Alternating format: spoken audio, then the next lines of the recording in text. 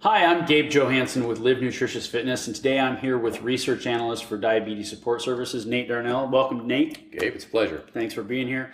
Nate, we've cleaned fruits and vegetables. You've showed us how to disinfect our huevos, and I'm wondering, can you use electrolytic water to actually clean your kitchen Yeah. and your It's perfect for that. utensils and stuff like that? Perfect. Yeah, because it's 100% biodegradable. It's non-toxic. It's dirt cheap to make. 80 to 120 times more powerful than straight bleach. We need to make it on a regular basis. It doesn't have the shelf life of something like bleach. Right. But it's perfect. So in like a regular commercial kitchen, you always have to keep solutions that are like they use a bleach kind of dilute bleach formulation that you're always supposed to have a bucket on hand or Right. supposed to have a sink full of it. This is very, very similar to that. So this is what I recommend for every residential kitchen. Every morning I make a batch of this. This is nothing more than basically electrolytic sodium hypochlorite. We often call it just disinfecting water. It's got a little bit of chlorine in it. It's acidic, so it kills bacteria, fungi, E. coli, salmonella, MRSA, listeria, all the bad guys. Okay. So, and again, it's non-toxic. They actually use the same solution in Japanese hospitals. This is what surgeons and physicians use to disinfect their hands on a routine basis. Wow. Instead of like alcohol-based, those like jellies that you get, Right. antibacterial jellies. So they just use this, and it's great just to keep it on the counter. Of course, if it's an open air container, you should probably make it, regenerate it regularly.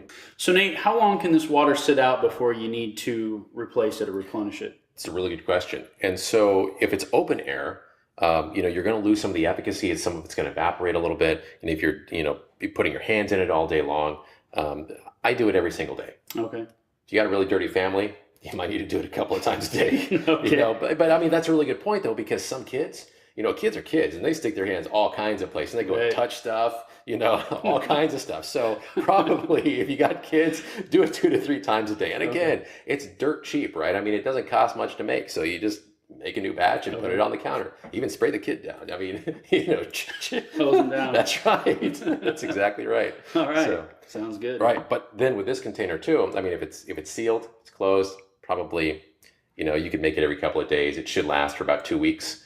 If it's refrigerated, it might last a month. Sure. But if it's cheap to make. But if you're using it, you're going to probably go through the bottle anyway. That's right. Just once the bottle's done, replenish it. That's exactly right. Okay. Again, you can just keep this on the corner of the sink. You can dip a rag in it. Okay.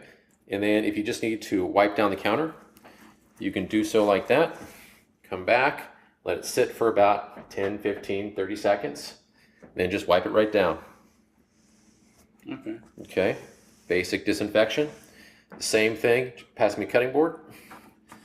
All kinds of nasties end up on the cutting board. I actually like wood myself. What they've determined is that the wood, even though it's technically dead, still has some type of like antibacterial component to it, which plastic cutting boards don't.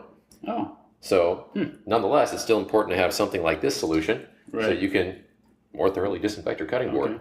Okay, again, just wipe it down. Let it sit for a couple of seconds.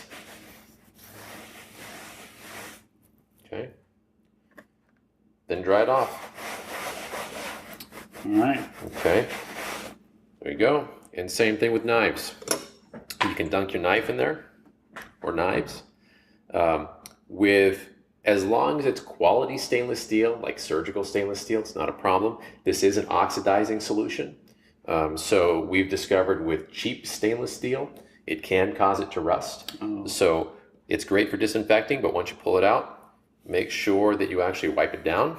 Be very careful with the way you hold the blade. So would you ever want to leave different utensils just in the water as it sits maybe in your sink during the day, or You want to, I mean, I've done that with high quality stainless steel and not had a problem. Okay. But if you take a utensil that's made out of a lesser material, lesser steel, it might rust if you do that. So if you're going to drop it in, only do it for about 4 or 5 minutes, then pull it out of the water and dry it off. Okay. And that'll prevent any rusting or corrosion. So it's kind of a trade-off. It's great. It's non-toxic. It's biodegradable, but it is very oxidizing. Okay. So again, I haven't found the problem on really high-end knives. It's kind of like the middle of the rung, kind of like the cheap stamped out knives. Same thing. You don't have to worry about ceramic knives. They don't rust. It's great for them. Okay. So you mentioned that this water you'd want to replace maybe once a day or a couple times a day. If it's in the spritzer, how long will it last? If it's in the spritzer, generally about 2 weeks. Okay. And if you refrigerate it, you might get a month out of it.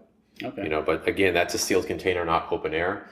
Some of this, just by virtue of having it next to the sink and you're dipping your hands in it all day long, you know, you're going to end up getting other organic material in there, which it's going to disinfect. So it's going to lose its efficacy pretty rapidly. And because it's open air, it's going to off gas a little bit of the chlorine as well. Okay. So, but again, you know, some people are really concerned about chlorine.